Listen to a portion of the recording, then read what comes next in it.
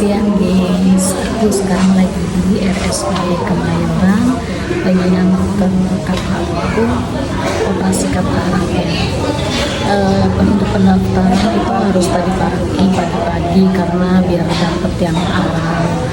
Terus untuk pendaftaran yang mau operasinya itu udah dari jauh-jauh hari ya, jadi 1 bulan sebelumnya, jadi nanti ditentuin untuk tanggal berapanya operasi gitu.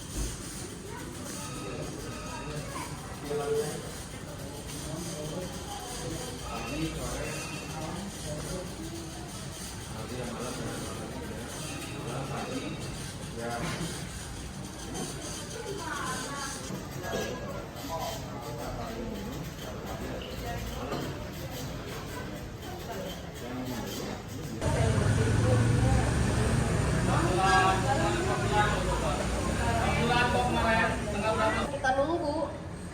Yang pertama.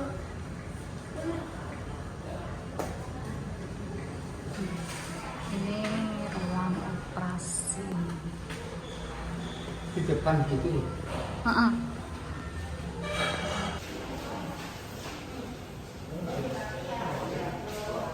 Ruang radiologi ini.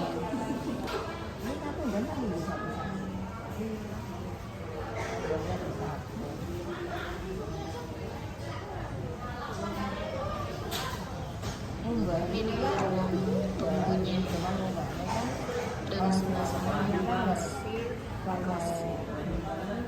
Di sana ruang pendaftaran.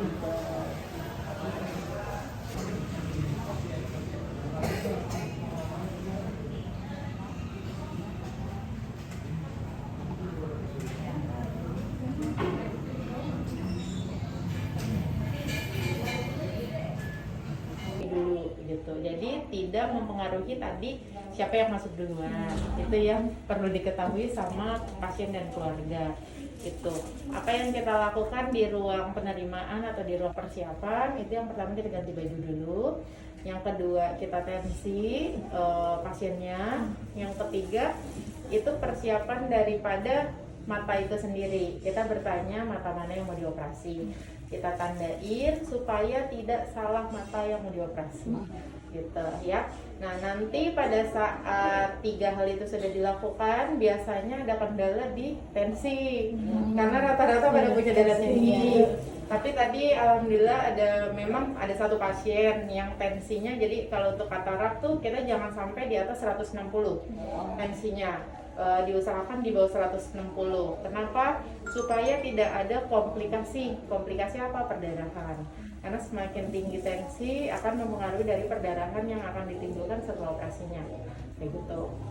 Tadi ada yang tensinya 160, tapi sudah mulai turun tadi barusan di tensi. Makanya nanti sekiranya selama nunggu nih itu masih tinggi, biasanya kita masih mengusahakan untuk apa? Untuk konsul dulu ke dokter Fadli, siapa tahu dapat obat minum.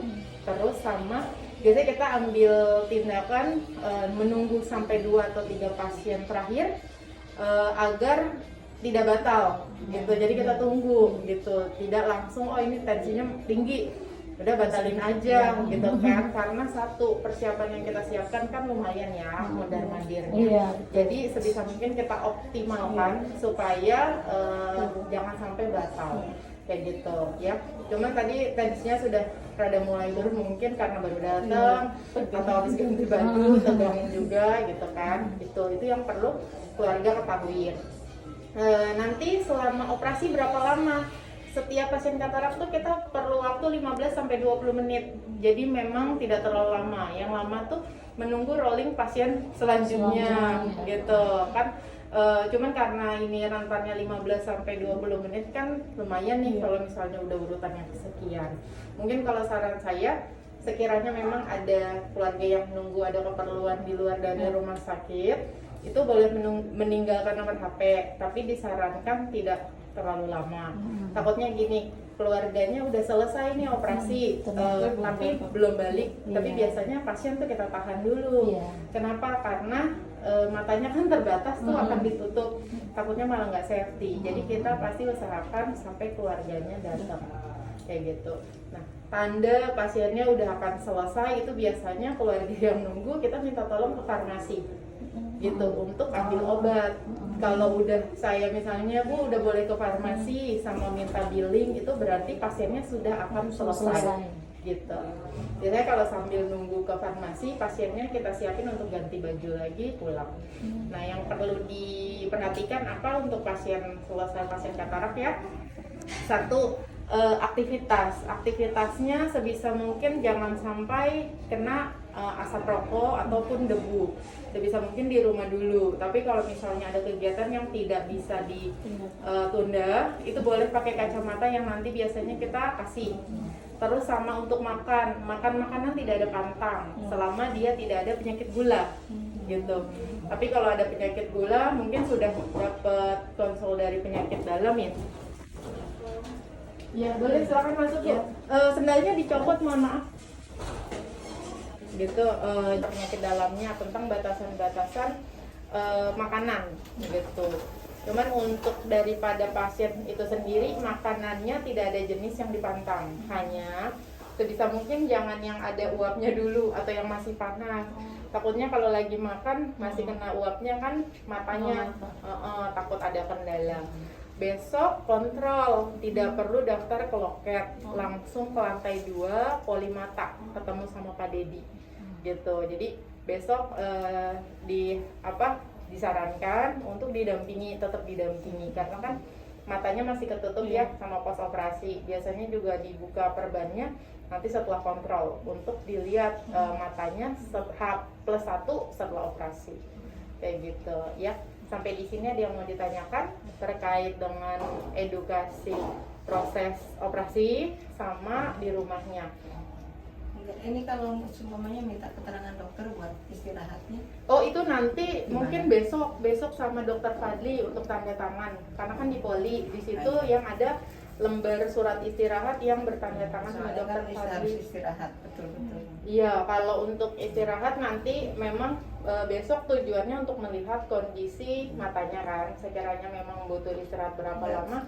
Karena kan kerjanya di jalan. Iya. Itu biasanya memang dokter Fadli lihat dulu kan kondisinya gitu. Tapi sebisa mungkin memang harus istirahat dulu. Kayak gitu.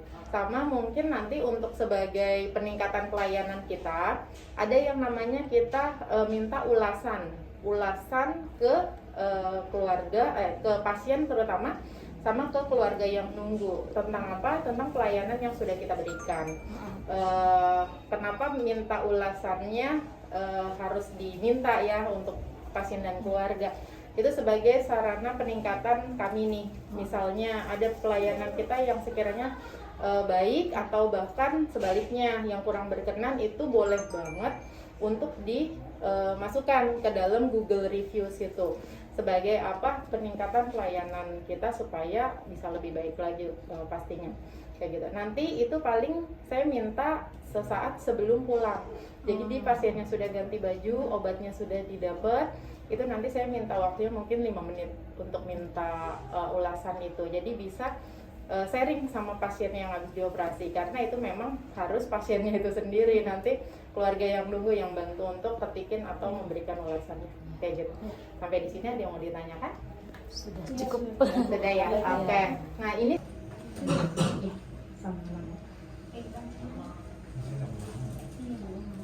Pak di sini nama-nama.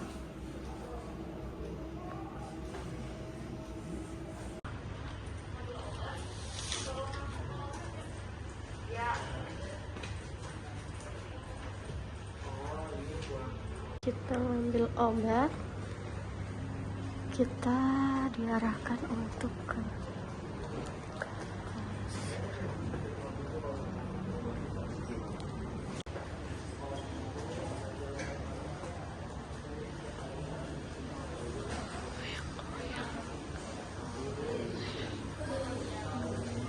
sini ada farmasi. Sedikit, terus ada ruangan atau rawat inap polisi. Sudah sana buat rawat inap.